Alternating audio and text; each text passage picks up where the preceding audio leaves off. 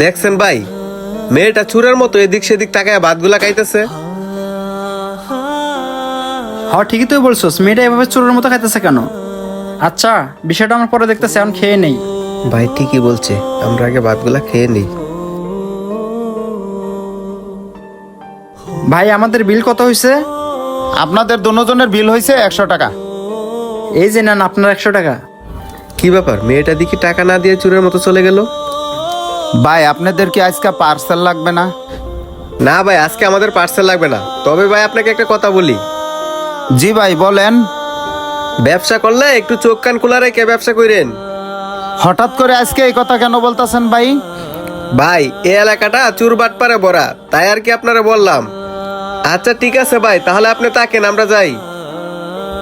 বুঝলাম না আজকে হঠাৎ করে ওরা এমন কথা বললো কেন। যাই হোক, আমি হিসাবটা করে নেই।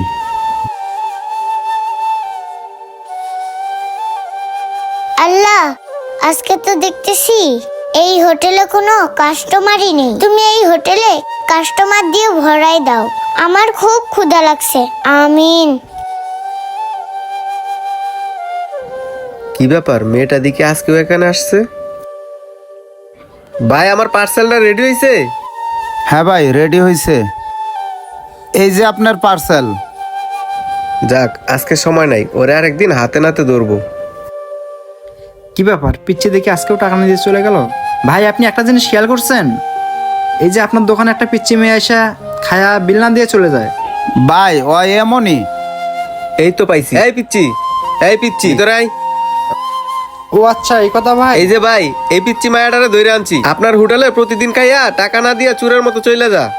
আরে ভাই আপনি এটা কি করছেন? এই মেয়েটাকে কেন ধরে আনলেন? আরে ভাই হাত ছেড়ে দেন।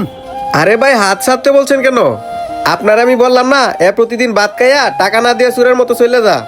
আল্লাহ, আজকে দেখি এই আঙ্কেল ওই আঙ্কেলকে সবকিছু বলে দিতেছে। আজকে আমি ওরে হাতে নাতে ধরছি, ধরে আপনার কাছে নিয়ে আসছি। জি ভাই, আমি ওই জিনিসটা লক্ষ্য করে দেখছি। যখন আপনার হোটেলে কোনো কাস্টমার থাকে না, তখন ও ওইখানে চুপ করে দাঁড়ায় থাকে। যখনই আপনার হোটেলে কাস্টমার ঢোকে, ও সেই পাকে ঢুকে ভাত খেয়ে টাকা না দিয়ে চলে যায়। ও ভাই, আপনার হোটেলে এসে যে প্রতিদিন এরকম করে, আপনার চোখে কি পড়ে না? আরে ভাই আপনারা থামেন না, আমি তো জানি ওই বিল না দেয়া প্রতিদিনই চলে যায়, এটা নতুন কিছু না। মামুনি তুমি এখন যাও তো যাও। আঙ্কেলটা মনে হয় অনেক ভালো। এটা কি করলেন ভাই আপনি? আমি আপনার ভালোর জন্য ওরে দইরা নিয়ে আসছিলাম, আর আপনি ওরে কিছু না বললে ছেড়ে দিলেন। আরে ভাই আপনাদের মতো অনেকেই আছে, এর আগেও আমাকে দু একজনে ধরায় দিয়ে গেছে। এখন ভাই এগুলা দেখতে দেখতে না দেখার বান করে থাকি। আর কেন বান করে থাকি সেটা কি আপনারা জানেন? না ভাই জানি না তো, কেন? ওই যে আপনারা বললেন না, যখন আমার হোটেলে কাস্টমার থাকে না, ওইখানে তখন চুপ করে দাঁড়ায় থাকে। যখন কাস্টমার আসে তখন কাস্টমারের ভিড়ে তখন খাইয়া চলে যায়। আর আপনারা কি জানেন ওই প্রত্যেকদিন হোটেলের সামনে এসে কি করে? যখন দেখে আমার হোটেলে কোনো কাস্টমার নেই, তখন বাইরে থেকে দাঁড়াইয়া আল্লাহর কাছে 2 হাত উঠাইয়া মুনাজাত করে। ওই আল্লাহর কাছে দোয়া করে আমার হোটেলে যেন ভরপুর কাস্টমার থাকে।